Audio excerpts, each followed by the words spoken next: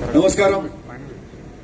BB Nagar పట్టణ ప్రజలందరికీ, ఇక్కడ విచ్చేసిన ప్రతి ఒక్కరికి, అందరూ కూడా యువకులే కూరీడ, మొత్తం ఈ యువశక్తికి, యువకులందరికీ, పెద్దలందరికీ, వేదిక మీద ఉన్న పెద్దలకు, మా పట్టణ శాఖ అధ్యక్షుడు వెంకయ్య గౌడ్ గారు, మండల పార్టీ అధ్యక్షుడు సత్యరెడ్డి గారు, మరి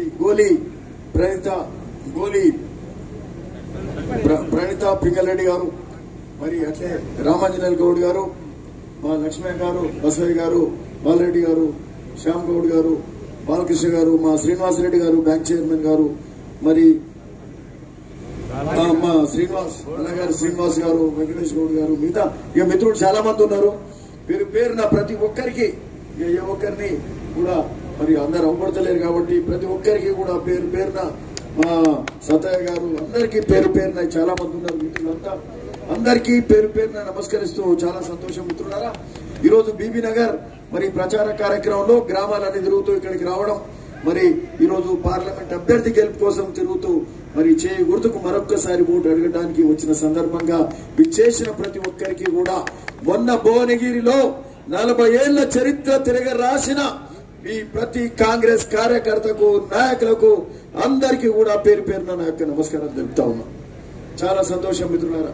ఈరోజు ఏదైతే పట్టుదలతోటి, ఏదైతే కృషితోటి మొన్న మీరంతా పనిచేసినారో, చిన్న విషయం కాదు ఇది.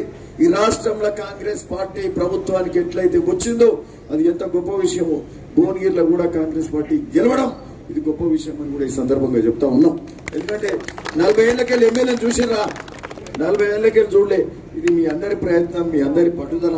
కాంగ్రెస్ పార్టీ కార్యకర్తలు, అభిమానులు, ప్రజాస్వామ్యవాదులు, ఉద్యమకారులు అందరూ కూడా అనుకుర్రు ఇక మార్పు చేద్దాం ఈసారి అని చెప్పి. కేసీఆర్ ఇంటికి పంపిస్తాం అనుకుర్రు. కేసీఆర్ ఏం చేయని, కేసీఆర్ కు ఏ పేదోనికి ఇల్లు కట్టేని, కేసీఆర్ నో ముఖ్యమంత్రిని, ఈ బీఆర్ఎస్ ప్రభుత్వాన్ని రైతు రుణమాఫీ చేయడానికి ఈ బీఆర్ఎస్ ప్రభుత్వాన్ని ఇంటికి పంపించాలి, మరి నిరుద్యోగ భృతి అని ఈ ముఖ్యమంత్రిని ఇంటికి పంపించాలని చెప్పి ఇంటికి పంపించే కార్యక్రమం చేశారు. కాంగ్రెస్ తోటే మళ్ళా అభివృద్ధి సాధ్యం. అందరికి ఒక సెక్యులర్ ప్రభుత్వం రావాలి, అందరికి మంచి చేసే ప్రభుత్వం రావాలని చెప్పి ప్రజలందరూ కోరుకున్నారు. ఈరోజు అందుకు ప్రజా పాలన వచ్చింది. ప్రజాస్వామ్య పాలన రావడం ఈ రాష్ట్రంలో చాలా సంతోషదాయకం మిత్రులారా. అందులో భాగంగా ఈరోజు మీరు అందరు చూస్తున్నారు, 6 గ్యారెంటీలు ఆ రోజు అమలు చేస్తామన్నాం. 6 గ్యారెంటీల్లో మరి అవన్నీ కూడా అంచెలంచెలుగా జరుగుతూ ఉన్నాయి. మొదటి 2 రోజులనే మహిళలకు ఉచిత బస్ ఇచ్చే కార్యక్రమం మొదలైంది.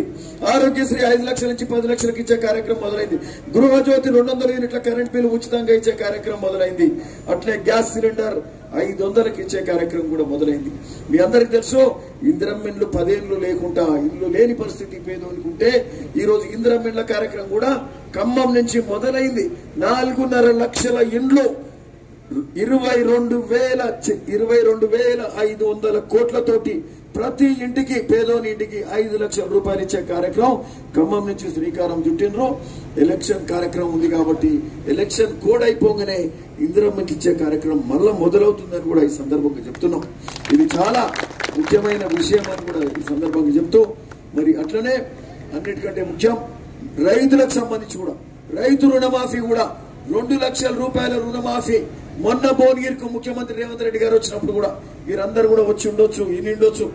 లక్ష్మీ నరసింహస్వామి మీద ఆనా అని చెప్తూ 2 లక్షల రూపాయల రుణమాఫీ 15 ఆగస్టు అంటే 3 నెలల లోపల రుణమాఫీ కూడా చేస్తా అని కూడా ముఖ్యమంత్రి గారు ఈ సందర్భంగా చెప్పడం జరిగింది. సో ఇది కూడా గొప్ప. 1 లక్ష రూపాయల రుణమాఫీ చేయలే కేసీఆర్, చేసిండా? ఈరోజు 2 లక్షల రూపాయల రుణమాఫీ. ఈ రాష్ట్ర ఖజానా మొత్తం ఖజానా ఖాళీ చేసిపోయాడు కేసీఆర్. అయినప్పటికీ కూడా సాహసోపేతంగా ఈ 6 గ్యారెంటీలు అమలు చేసే కార్యక్రమం ముఖ్యమంత్రి మరి రేవంత్ రెడ్డి గారు, సహచర మంత్రులు, ఎమ్మెల్యేలు అందరూ కూడా కలిసి తీసుకున్న నిర్ణయం. కాంగ్రెస్ ప్రభుత్వం ఇవన్నీ కూడా మేలు చేసే కార్యక్రమం చేస్తున్నందుకు చాలా సంతోషం. ప్రతి కార్యక్రమం కూడా జరుగుతుంది అని కూడా ఈ సందర్భంగా చెప్తూ, అట్లనే మీ అందరికీ ఒకటి విన్నపం చేస్తా ఉన్నాం. మనకు బీబీ నగర్ పట్టణానికి సంబంధించి కూడా అనేక కార్యక్రమాలు చేయాల్సిన అవసరం ఉంది. మనం వచ్చి 3 నెలలే అయింది. ఈ నెల 4వ నెల ఎలక్షన్ కార్యక్రమం మొదలైంది.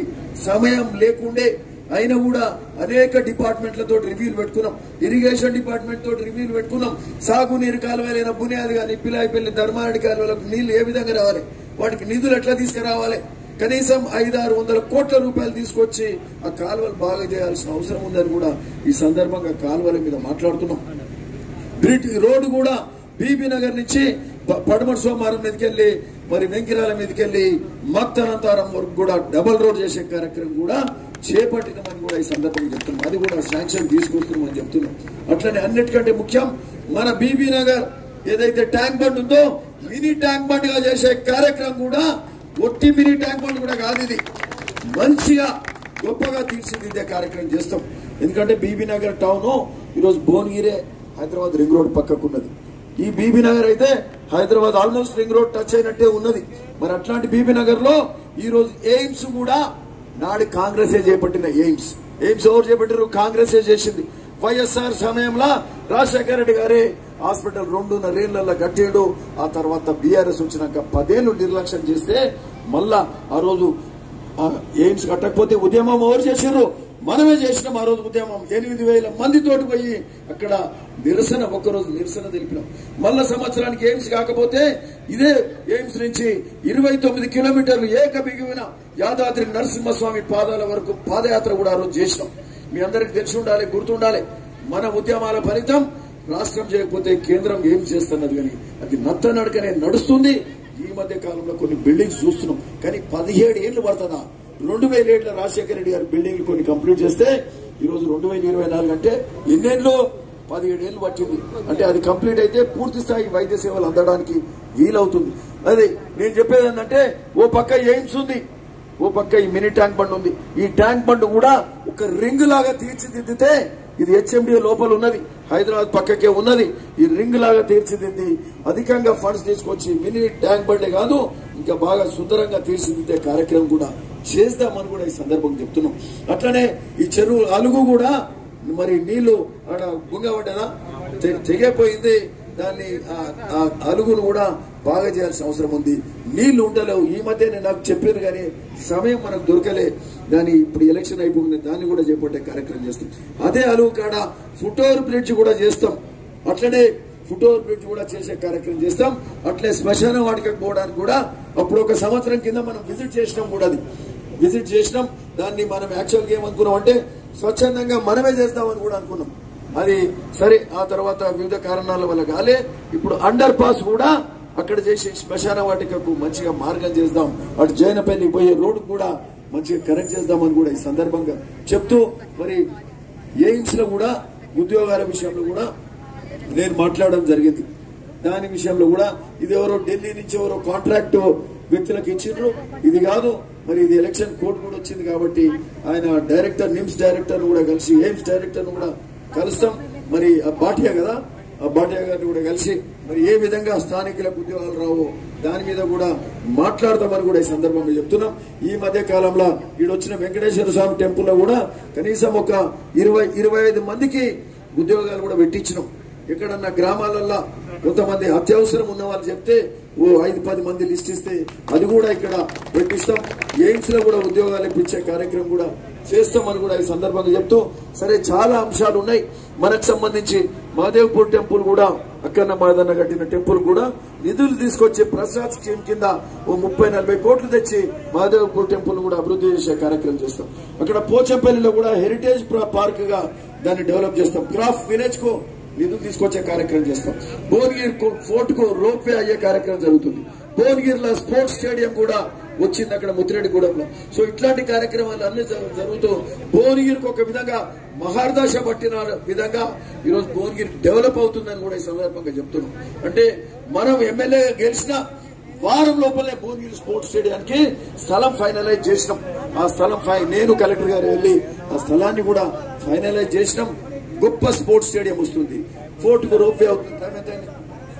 ఒక నిమిషం అయితే సరే, ఏదేమైనప్పటికీ ప్రతిరోజు జాయింట్ కలెక్టర్ గారితో కూడా మాట్లాడుతూ వడ్లు కొనుగోలు కూడా త్వరగతిన అవ్వడానికి అయితే వడ్లు కూడా మరి ఆ వడ్లు కొనుగోలు చేసి ఆ రైస్ మిల్లర్ల స్థలం లేకపోవడంతో ఆ వడ్ల కొనుగోలు లారీలు కానీ చిన్న చిన్న అవాంతరాలు ఉన్నాయి. అవన్నీ కూడా అధిగమిస్తూ వడ్ల కొనుగోలు కూడా త్వరగతిన చేసే కార్యక్రమం కూడా చేస్తామని చెప్తూ, మీ అందరికీ కూడా బీబీ నగర్ గ్రామస్తులందరికీ వాసులందరికీ కూడా మా పెద్దలందరికీ కూడా విన్నపం చేస్తూ అందరం కలిసి పనిచేసి ప్రతి ఒక్కరికి మేలు చేసే కార్యక్రమం చేస్తామని చెప్తూ ఈ రోజు వచ్చిన చేరికలతోటి ఆడ రాయరావుపేట పోతే చేరికలు, కొండమడుగు పోతే చేరికలు, మొత్తం బీబీనగర్ టౌన్ వన్ సైడ్ అవుతుంది, మిగతా మండలాలు వన్ సైడ్ అవుతున్నాయి.